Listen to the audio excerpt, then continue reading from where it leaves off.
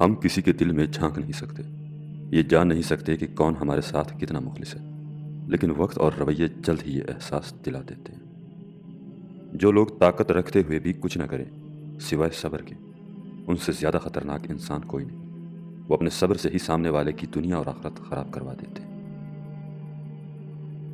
Race میں جیتنے والا گھوڑا نہیں جانتا کہ کامیابی کیا ہوتی ہے، وہ دوڑتا ہے صرف اپنے مالک سے ملنے والی تکلیف کی وجہ سے۔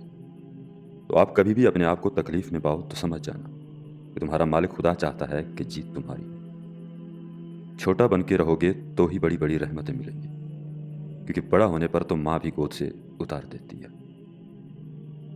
اپنے دل پہ لگے زخموں کو نظر انداز مت کرو، بلکہ ان کو محسوس کرو، کیونکہ یہی تو وہ جگہ ہے جہاں سے روشنی تمہارے اندر داخل ہوتی ہے۔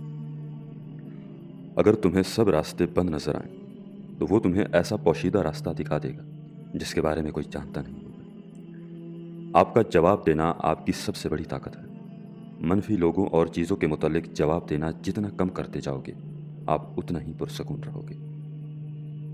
مکافات عمل کی چکی چلتی تو بہت آہستہ ہے مگر پیستی بہت باریک ہے۔ سازشیں، غیبتیں، پیٹھ پیچھے وار، لوگ بھول بیٹھے ہیں کہ یہ سارا تماشا اللہ بھی دیکھ رہا ہے۔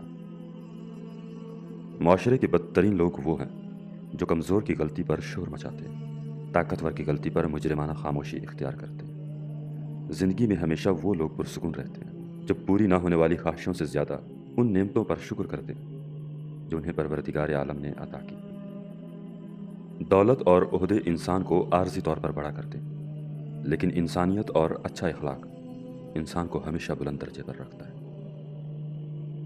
جس طرح چاول کا ایک دانہ خاک میں مل کر 31 دانے پیدا کرتا ہے، اسی طرح ایک نیکی 1000 نیکیوں کو جنم دیتی ہے، اور نیکی کے لیے دل پر جبر کرنا پڑتا ہے، اس دانے کی طرح خاک میں ملنا پڑتا ہے۔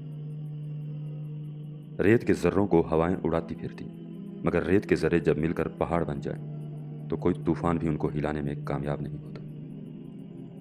خوبصورتی کے لیے چاہے ہم ساری دنیا کا چکر لگا لیں، اگر وہ ہمارے اندر نہیں تو کہیں نہیں ملے گی۔ درخت جتنا اونچا ہوگا اس کا سایہ اتنا ہی چھوٹا ہوگا، اس لیے اونچا بننے کے بجائے بڑا بننے کی کوشش کرو۔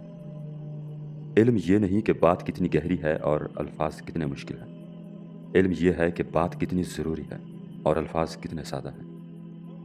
خالق سے مانگنا سنت ہے، اگر دے دے تو رحمت، نہ دے تو حکمت۔ مخلوق سے مانگنا ذلت ہے، اگر دے دے تو احسان، نہ دے تو شرمندگی۔